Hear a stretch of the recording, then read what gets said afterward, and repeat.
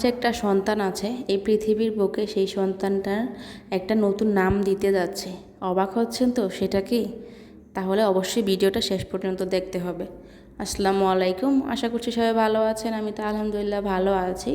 তো আজকে সকালে তাড়াতাড়ি উঠে নাস্তাটা সেরে নিয়েছি। এখন একটু রান্না বান্না করব। এখানে একটু কুমড়ো ভাজি করে তারপর ভুনার মতো ওইভাবে করেছি। সেটা আর ভিডিও করা ওরকমভাবে হয়নি। আজকে চেষ্টা করতেছি একটু কম কম করে ভিডিও করতে, কেননা আমাদেরকে একটু বাহিরে যেতে হবে। আর কেন বাহিরে যাব অবশ্যই সেটা বলবো, পুরো ভিডিওটি দেখতে থাকুন। তো এখানে পাঙ্গাস মাছ রান্না করবো পুঁই শাক দিয়ে। জানি না কে কীভাবে খেয়েছেন, এটা কখনো খেয়েছেন কি না। আমার কাছে এটা খেতে খুবই ভালো লাগে, একটু ঝাল ঝাল করে পাঙ্গাস মাছটা রান্না করব। তো এখানে রান্না বান্না শেষ করেই জলদি রেডি হয়ে আমরা চলে গেলাম সেই যে কাজটার জন্য বাইরে যাব বলেছিলাম সেই কাজটা করতে।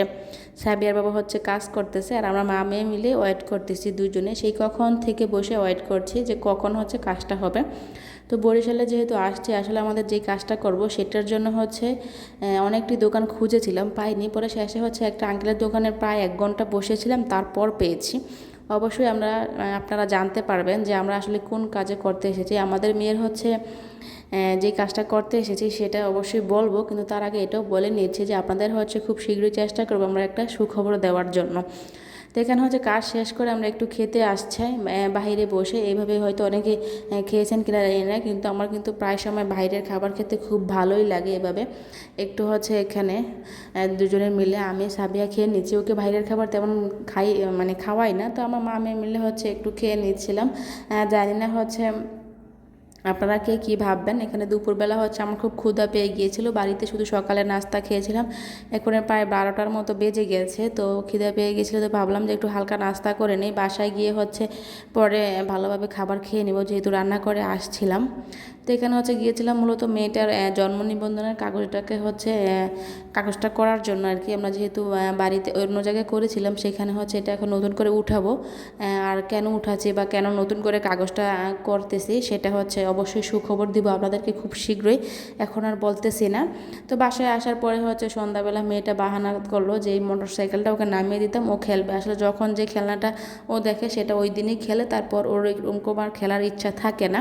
তো সেই জন্য আমি ওকে সব খেলনা একবারে দেই না, বাচ্চা মানুষ যেহেতু সব কিছু নষ্ট করে ফেলে। অনেকে হয়তো বলবেন যে আপু মাত্র এইটুকু একটা দামের খেলনা আপনি কেন দিচ্ছেন না। আসলে দামটা বড় কথা না, আমি আমার বাচ্চাকে যেটাই শেখাবো কিন্তু সেটাই শিখবে। আমি যদি ওকে অনেকগুলো দিয়ে শেখাই খেলাও, সেটাই শিখবে। আর আমি যদি ওকে অল্প অল্প করে শেখাই, ও কিন্তু সেটাই শিখবে। আমার সাধারণ মতামত এটা, জানি না কে কী ভাবেন। আমি সবসময় চেষ্টা করি অল্পর ভিতরে খুশি থাকতে, ঠিক তেমনি আমার মেয়েটাকেও চেষ্টা করি অল্প কিছুর মধ্যে ও যেন খুশি থাকে সেটা করার জন্য।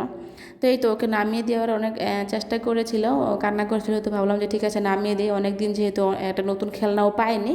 ও মূলত আমার একটা কথা শুনেছে, সেজন্য বলেছিলাম যে মা তুমি এই খেলনাটা নিতে চাইলে অবশ্যই আমার একটা কথা শোনো। তো শুনেছে, সেই জন্য নামিয়ে দিলাম আর কি। চেষ্টা করি যে কোনো কিছু করার আগে আমার মেয়েটাকে একটু খুশি যেন হয়, সেরকম একটা কাজ করার জন্য। তো এই তো ওকে নামিয়ে দিলাম, ও আমার পুরো ঘর এলোমেলো করে দিয়েছে একটা অবস্থা। তো যাই হোক, ভিডিওটি যদি সবার কাছে ভালো লেগে থাকে, আপুরা ভাইয়ারা সবাই একটু শেয়ার করে দিবেন। আজকে এই পর্যন্ত, সবাই ভালো থাকবেন, আল্লাহ হাফেজ, এবং একটু শেয়ার করে দিবেন। ভালো থাকবেন।